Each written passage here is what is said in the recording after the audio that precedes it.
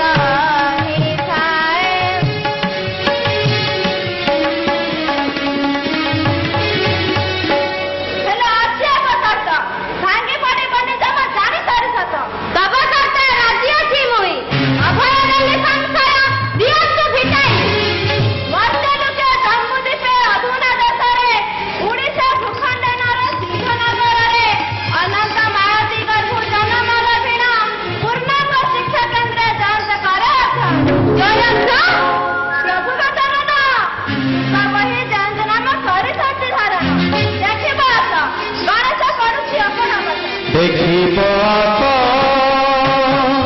ଗଣେଶ ପଢୁଛି ଅପଢ଼ା ପାଠ ପୂର୍ଣ୍ଣ ଯୋଗ ଯୋଗୀ ସାଜିଛନ୍ତି ସିଏ ଭୁଲି ଯାଇ ତାଙ୍କ ଦେବ ସ୍ୱରୂପ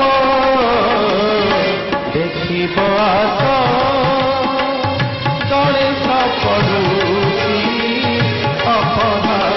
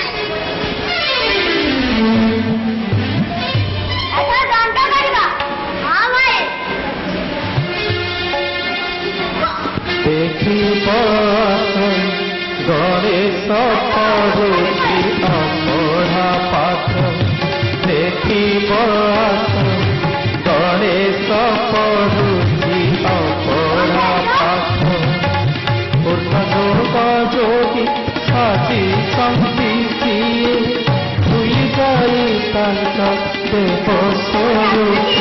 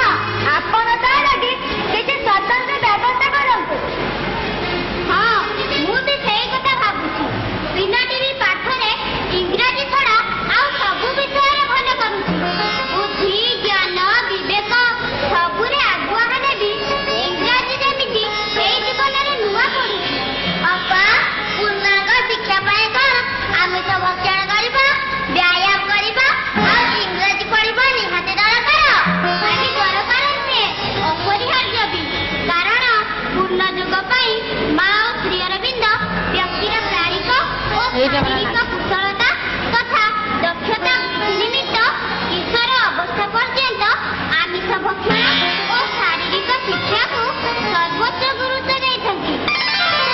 ତାଛଡ଼ା ଇଂରାଜୀ ଆମ ବିଶ୍ୱର 1 ନମ୍ବର ଭାଷା ହୋଇଥିବାରୁ ତାକୁ ଜ୍ଞାନର ଭଣ୍ଡାର କହିଲେ ଭୁଲ ହେବ ନାହିଁ। ତା ଅର୍ଥ ଏସବୁ କଣ ମୋ ପାଠ୍ୟକ୍ରମର ମୁଖ୍ୟ ବିଷୟ ହେବ? ହଁ, ଖାଲି ଏତିକି ନୁହେଁ, ଏହା ତ ଆହୁରି ଅନେକ ଅଛି। ଏଇ ଯେମିତି ମାନସିକ ଓ ପ୍ରାଣିକ ଶିକ୍ଷା ପାଇଁ ତତେ ଚିତ୍ର ଆଙ୍କିବା, ଗାଇବା, ନାଚିବା ଦରକାର। ହଉ, ଏବେ ତ ଘଣ୍ଟା ବାଜିଲାଣି, ପଛକୁ ବୁଝାଇ ଦେବି। ଏବେ ଟିକେ ସାଇଲେନ୍ସ ହେବା, ପଛରେ ଅନ୍ୟାନ୍ୟ କଥା ହେବା। Silence over. ଦେଖିବ ଗଣେଶ ପଢ଼ୁଛି ଅପଢ଼ା ପାଠ ପୂର୍ଣ୍ଣ ଯୁଗ ଯୋଗୀ ସାଜିଛନ୍ତି ସିଏ ଭୁଲି ଯାଇ ତାଙ୍କ ଦେବ ସ୍ୱରୂପ ଦେଖିବ ଗଣେଶ ପଢ଼ୁଛି ଅପଢ଼ା ପାଠ ଗଣେଶ ମୋର ଜନ୍ମର ରହସ୍ୟ କଥା ଶ୍ରୀମନ୍ତ ବ୍ୟତୀତ ଆଉ କେହି ଜାଣନ୍ତି ନାହିଁ। ତାଙ୍କର ଦିବ୍ୟ ମାନବ ସ୍ୱରୂପରେ ପ୍ରଭାବିତ ହୋଇ ମୁଁ ମୋର ଦେବ ଶରୀର ଧରି ଜନ୍ମ ହୋଇଛି। ଶ୍ରୀମା କଥା ଦେଇଥିଲେ ମୋର ସମସ୍ୟା ବେଳେ ମତେ ଦେଖାଦେବେ, ପ୍ରେରଣା ଦେବେ। ଏବେ ଏଇଠି ମୁଁ ମାଙ୍କୁ ଆବାହନ କରିବି। ଓମ୍ ଶ୍ରୀମାତା ଶରଣଂ ମମ, ଓମ୍ ଶ୍ରୀମାତା ଶରଣଂ ମମ, ଓମ୍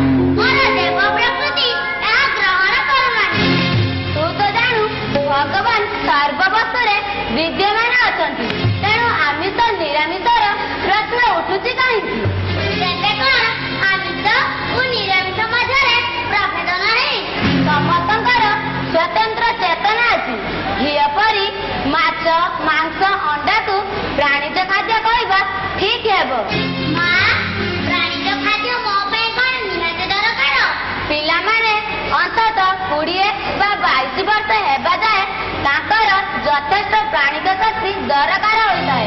ତାପରେ ଜଣେ ନ ଖାଇପାରେ। ତେବେ ରୂପାନ୍ତର ଯୁଗ ପାଇଁ ଶକ୍ତିଶାଳୀ ବ୍ୟକ୍ତିର ଆବଶ୍ୟକ ଅଛି। ମା, ମୋର ଇଂରାଜୀ ନ ହେବାର କାରଣ? ତୁ ତ ଭାରତୀୟ ଦେବତା, ସଂସ୍କୃତ ତୋର ପ୍ରିୟ ଭାଷା, ଇଂରାଜୀ କେମିତି ହେବ? ତେବେ ମଣିଷ ଦେହରେ ସବୁ ସମ୍ଭବ, ଧୀରେ ଧୀରେ ସବୁ ଠିକ ହୋଇଯିବ। ଆଉ କିଛି ପ୍ରଶ୍ନ ଅଛି? ହଁ ମା, ଶାରୀରିକ ଶିକ୍ଷା କଣ ମୋ ପାଇଁ ନିହାତି ଦରକାର? ତାହା ତ ସବୁଠି ଅପରିହାର୍ଯ୍ୟ। ନଚେତ୍ ଏ ଶରୀର ଯେମିତି ଅଳସୁଆ, ରୂପାନ୍ତର ଅସମ୍ଭବ। ପୂର୍ଣ୍ଣ ଯୁଗ ପାଇଁ ତତେ ମନ ପ୍ରାଣ ଶରୀରରେ ପୂର୍ଣ୍ଣ ଭାବେ ନମନୀୟ ହେବାକୁ ହେବ। ତେବେ ଏଇଠି କଣ କ୍ରମଶଃ ସବୁ ବୁଝିପାରିବୁ। ମୁଁ ଆସୁଛି। ପ୍ରଣାମ। ଦେଖିବ ଗଣେଶ ପଢୁଛି ଅପଢ଼ା ପାଠ, ପୂର୍ଣ୍ଣ ଯୋଗ ଯୋଗୀ ସାଜିଛନ୍ତି ସିଏ, ଭୁଲି ଯାଇ ତାଙ୍କ ଦେବ ସ୍ୱରୂପ ଦେଖିବ